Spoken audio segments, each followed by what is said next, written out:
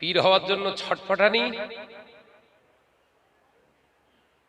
যে সমাজে 95% সুদের কারবারি, সেই সমাজে পীরে হওয়ার হুড়োহুড়ি।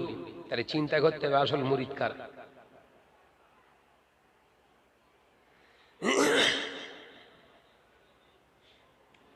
যে সমাজে 95% সুদের আওতাভুক্ত হয়ে গেছে, ওই সমাজে পীর হওয়ার জন্য যে দৌড়ি পাকাচ্ছে, যে বলি সাহেব, জানতে হবে আসল মুরিদ ওর কার, কারা ওর মুরিদ। দাদা হুজুর পীর কেবলা নিজে থেকে কোনোদিন জাহির করেননি আমি পীর, পাঁচ হুজুর কেবলা নিজে থেকে জাহির করেননি আমি পীর, বসের আল্লামা হুজুর রহমাতুল্লাহ আলাইহি নিজে থেকে জাহির করেননি আমি পীর। সমাজের আল্লাহ ওয়ালা মুহাক্কিক আলেমে দ্বীন এবং কামেলিয়াত অর্জন করেনি ওয়ালা বান্দারাই ঠিক করেছিলেন ইনিই হলেন আল্লাহর ওলি। একবার জোরে বলুন, একবার জোরে হবে না? এখন ফেসবুক ঘাটুন, এখন টুইটার বা হোয়াটসঅ্যাপ ঘাটুন, যে আলেমটা বক্তাটার পীরের তকমা দেয়া হচ্ছে, ওর যারা ভক্ত অধিকাংশ সব বেনামাজি। মজা তো এখানেই পাওয়া যাচ্ছে,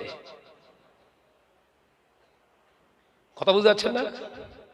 অধিকাংশ যারা ভক্ত বেরিয়েছে, চাটা ভক্ত কিছু বেরিয়েছে, সেই আলেমটাকে, সেই বক্তাটাকে পীর বলে গণ্য করার, সমাজে সমাদৃত করার পরিকল্পনা বিরাট একটা চালাচ্ছে।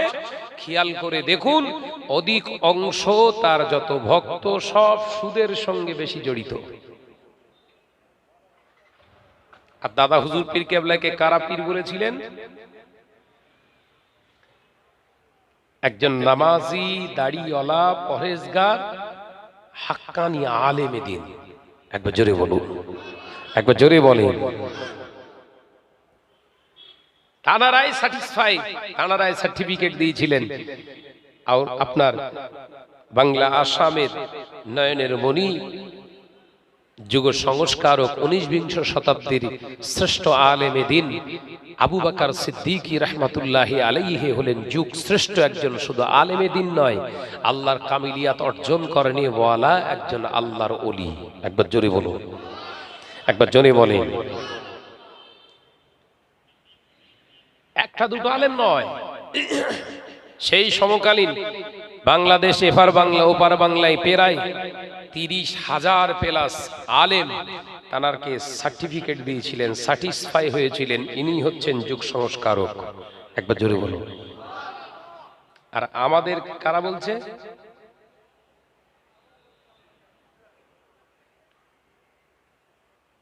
সাজা যায় হতে গেলে না,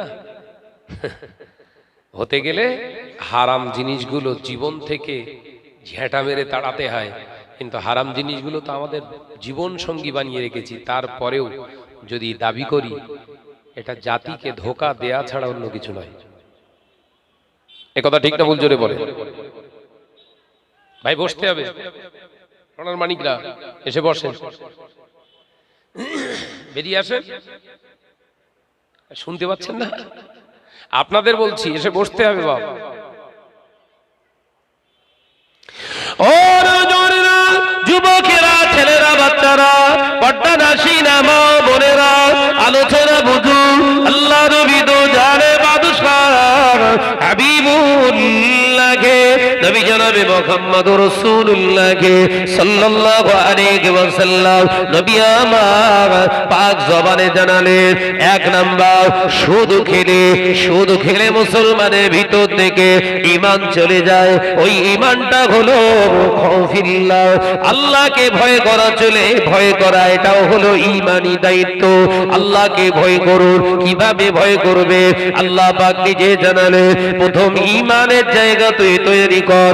আমি আল্লাহ পৃথিবীর কোন নেতাদের মতো নয়, পৃথিবীর কোন মন্ত্রীদের মতো নয়, পৃথিবীর কোন ব্যারিস্টারের মতো নয়, পৃথিবীর কোন বিচারকের মতো নয়, পৃথিবীর কোন মেম্বার প্রধানদের মতো আমি আল্লাহ নয়। আমি আল্লাহ গোলাম, আল্লাহু লা ইলাহা ইল্লা হুয়াল হাইয়ুল কাইয়্যুম। আমি আল্লাহ পাক তোদের সেই আল্লাহ, যে আমি আল্লাহ আগে ছিলাম, আমি আল্লাহ সে আছি, আগামীতে আমি আল্লাহ সেই আল্লাহ থাকবো। আরেক জোরে বলুন না সুবহানাল্লাহ। আমি আল্লাহ তোদের আল্লাহ, সেই আল্লাহ 5 বছর থেকে আবার চেঞ্জ হয়ে যাবে না।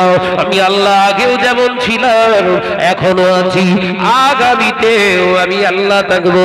ওরে আমার বান্দারা, দুনিয়ার নেতা মন্ত্রী, দুনিয়ার পেশোদের খাবার প্রয়োজন হয়, বিশ্রামের প্রয়োজন হয়, ঘুমানোর প্রয়োজন হয়।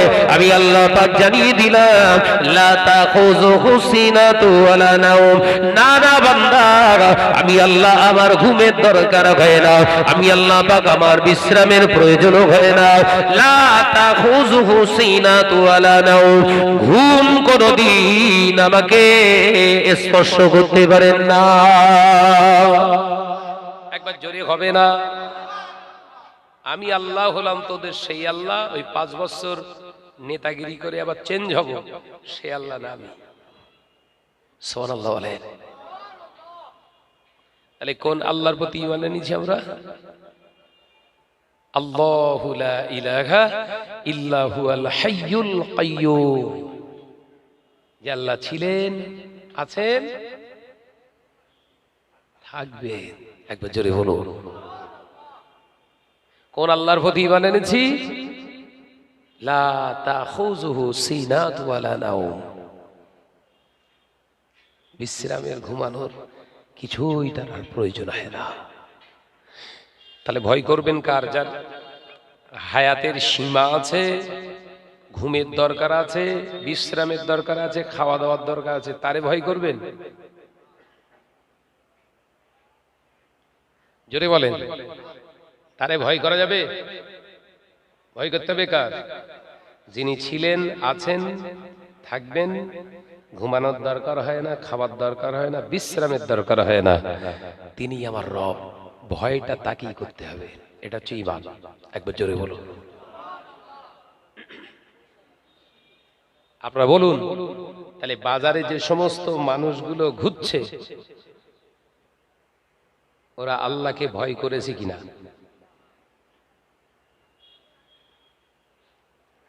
ভয় করেছে? আরেকটা গিয়ে চলে।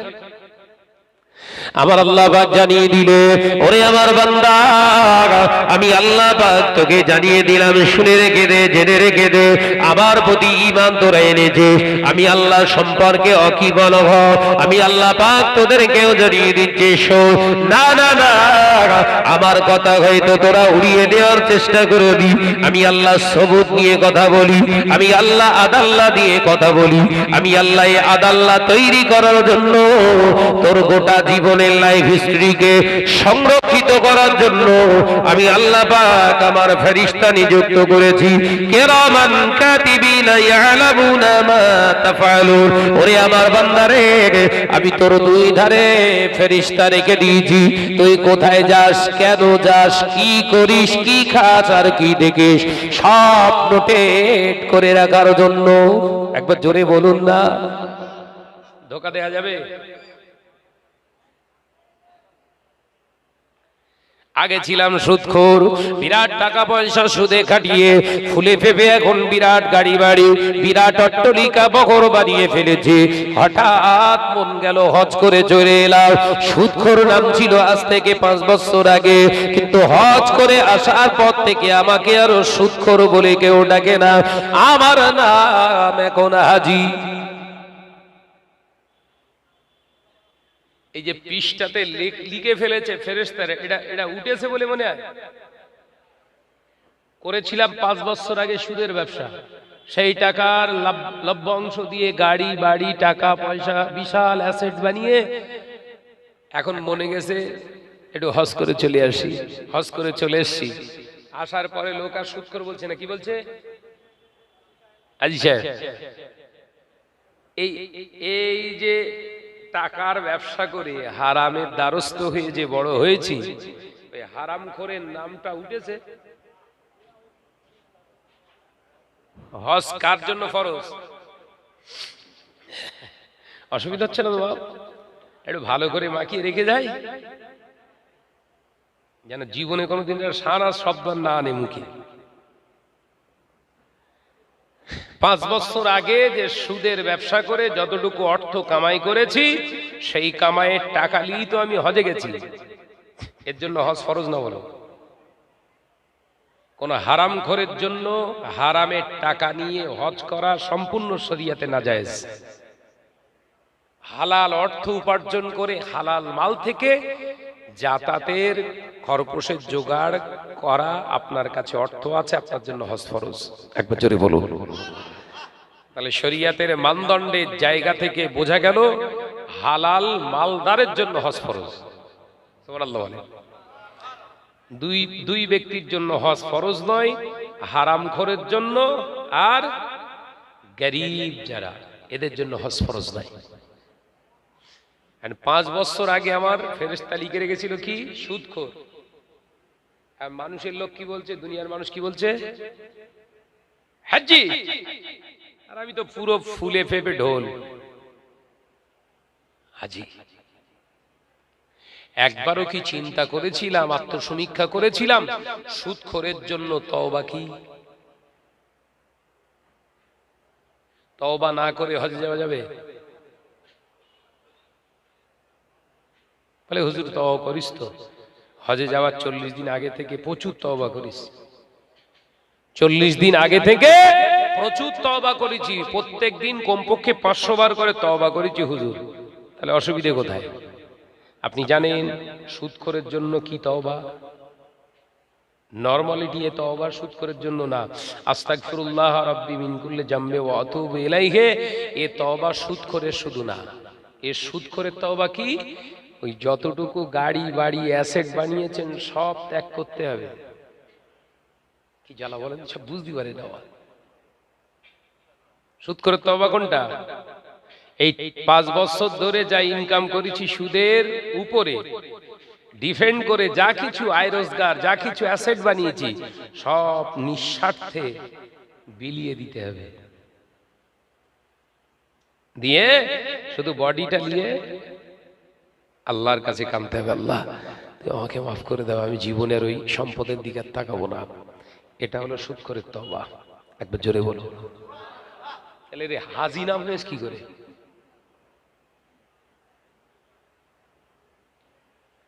আলোচনা বুঝতে পারছেন তো নাকি? এতে এখন কেউ ওরে বলে না হারামখোর। কি বলে?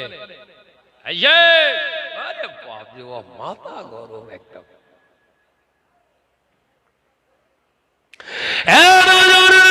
যুবকেরা, ছেলেরা, বাচ্চারা, পর্দানাশীরা, মাওলানা, আলোচনা বুঝু।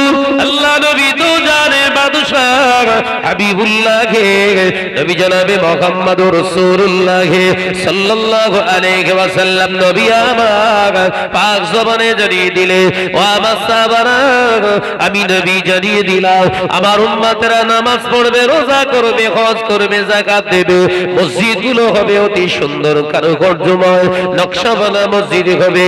আমার উম্মতেরা দাড়ি রাখবে, টুপি পরবে, জুব্বা পরবে। ও আমার সাহাবীরা, উম্মতের ভিতরে থাকবে না আল্লাহর ভয়, উম্মতের ভিতরে থাকবে না ঈমান। ও নওজওয়ানেরা, আল্লাহকে ভয় করা হলো ঈমানি দায়িত্ব।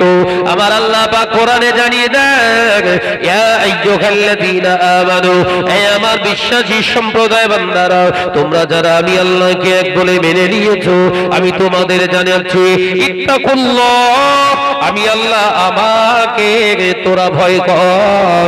হাক্কা তুকাতিহি, আমি আল্লাহ বলছি ভয়টা শুধু করলে হবে না, করার মতো করতে হবে।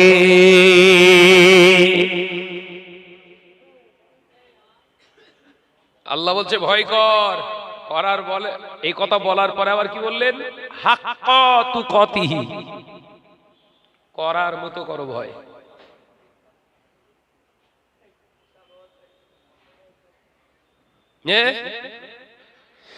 ভাইরা, আমার নওজওয়ানেরা, মুরব্বিয়ানগণেরা, আলোচনা বুঝুন। আমি আপনাদের ভাই মোহাম্মদ শাহনওয়াজ বলে যায়, আল্লাহ নবী পাক জবানে জানিয়ে দিলেন, বাবা সাহাবীরা, ও সাহাবারা, মানুষ যখন সুদের টাকা খায়, সুদ দেয়, মানুষ যখন সুদের কারবারি হয়ে যায়, ওদের ভিতর থেকে আল্লাহর ভয়টা সম্পূর্ণ শেষ হয়ে যায়। দ্বিতীয় নাম্বার যেটা শেষ হয়, দ্বিতীয় নাম্বার যেটা হয়, সেটা হলো আহাব্বায়ে রাসূল। আহাব্বায়ে রাসূল, আমি নবী আমাকে মহব্বত, আমার মহব্বত ওদের অন্তর থেকে শেষ হয়ে যায়। ও আমার সাহাবীরা, যেটা শেষ হয়, শুধু খেলে সুদের ভয়াবহতা, শুধু ব্যক্তি, সুদখোর ব্যক্তি, শুধু দেনেওয়ালা নেনেওয়ালা ব্যক্তিটার ভিতর থেকে লজ্জা নামক বস্তুটাই উঠে যায়। সুদ দিলে খেলে কি হয়? আল্লাহর ভয় থাকবে না। দিলে খেলে কি হয়? নবীর প্রতি ভালোবাসা থাকবে না। দিলে খেলে কি হয়? ভেতরের শর্মিন্দা, হায়া। বলো বলো বলো, হাওয়া হয়ে যাবে। তাহলে আপনি কোন জায়গা থেকে ইমানদার?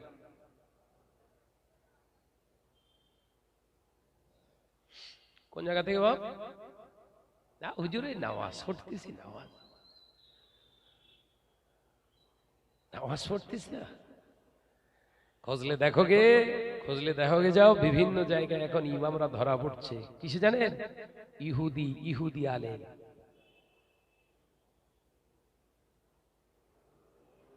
আলেম ইহুদি, ইহুদিদের দালাল। এই মাথায় ঢোকে না বোধহয়। ইহুদি আলেম ধরা পড়ছে। এই রিসেন্টলি একজনকে ধরেছে।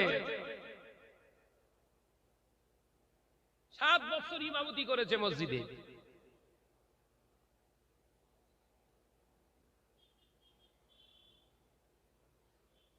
সাত বছর ইমামতির জায়গায় ইমামতি করে, মুসল্লি বাড়িয়ে, মসজিদের বিরাট কালারফুল করে, মসজিদের বিরাট উন্নয়ন দেখিয়ে ধরা পড়েছে কি? নিজে মুখ দিয়ে স্বীকার করছে, আসলে আমি একজন ইহুদি। নবীর হাদিসটা মিলছে।